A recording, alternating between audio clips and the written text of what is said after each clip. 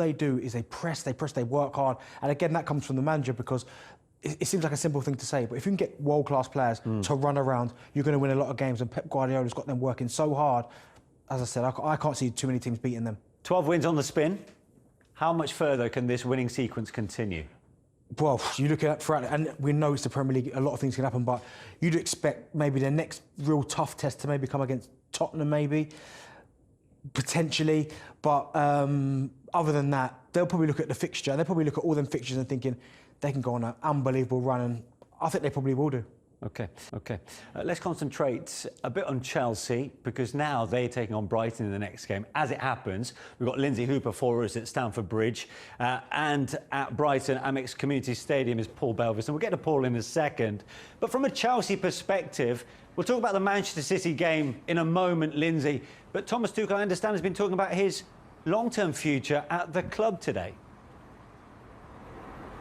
He has. I heard you talking about Everton at the top of the show, Manish. One conversation, manager-wise, we expected to be having today, but we didn't expect to be talking about Thomas Tuchel's contract. It was brought up in the press conference ahead of this game with Brighton. Now, the way that it is after the 5 months that he had winning the Champions League, he had a 2-year contract extension. That would take him up to June 2024. And a journalist today decided to ask him whether he could see himself staying any longer. Now, to put some context around that, if he does manage to stay until June 2024, that will be 3.5 years in charge at Chelsea, and no other manager has managed to last 3.5 years under Roman Abramovich and that era at the club. But when he was asked about it, he hinted that he could even see that extending even further.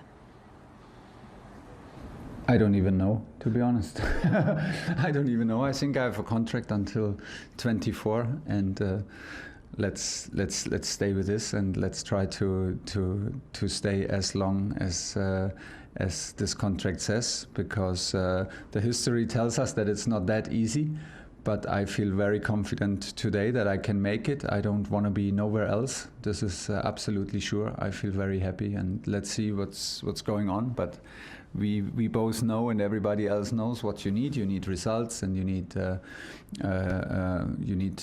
I'm responsible for creating an atmosphere that gives us the results. So all the focus is into the process and not into the result. I'm a person to take care about today, and to make tomorrow's life easier. This is how I feel good, and this is how I work, and this is what I do, and hopefully it will be hopefully many more years to come. But the only thing to influence it is to be good in the very moment, and this is what we try. It'll be music to the ears of Chelsea fans. He really has made an impact at Stamford Bridge in his first 12 months. What is it, 3 major finals now, Darren? Yeah, the FA Cup obviously losing, but winning the Champions League was huge.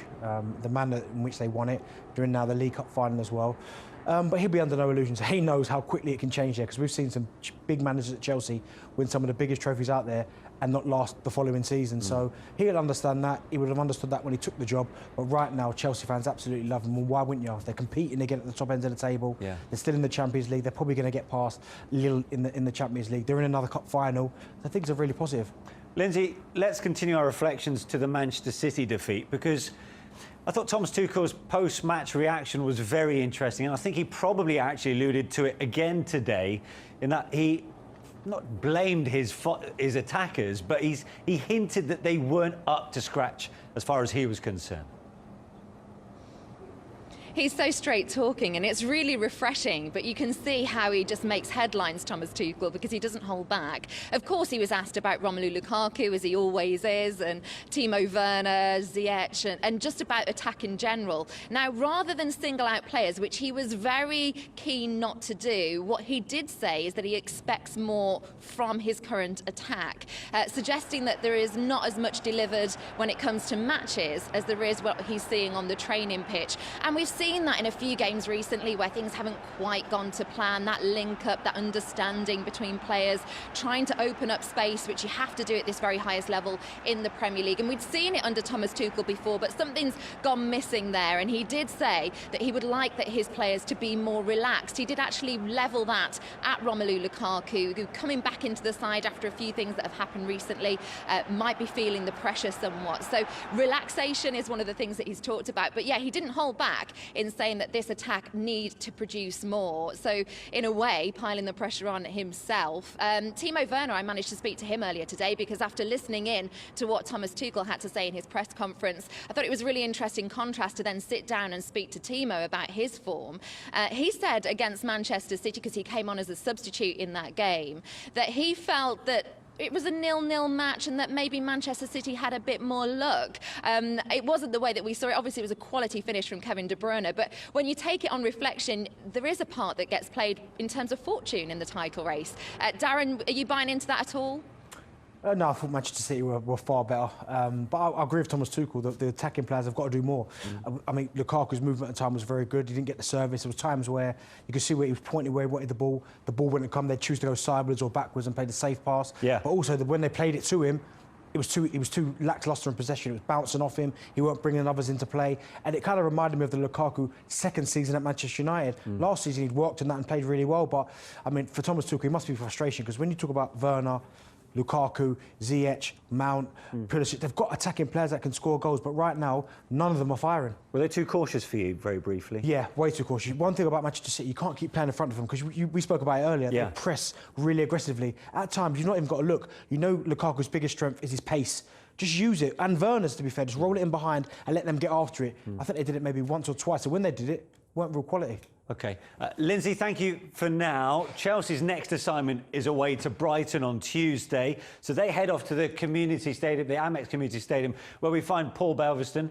Paul, before we get to that game and the form that Brighton are in, are the fans there a little bit nervous about this link with the Everton job and Graham Potter?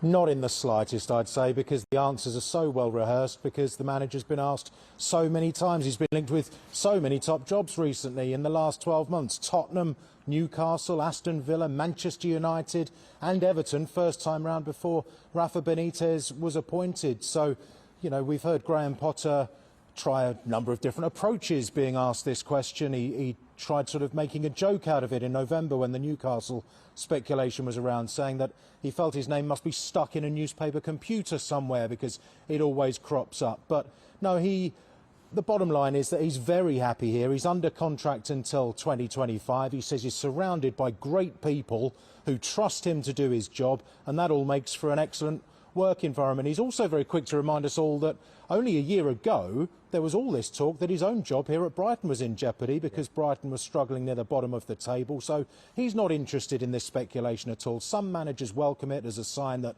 they're doing a good job.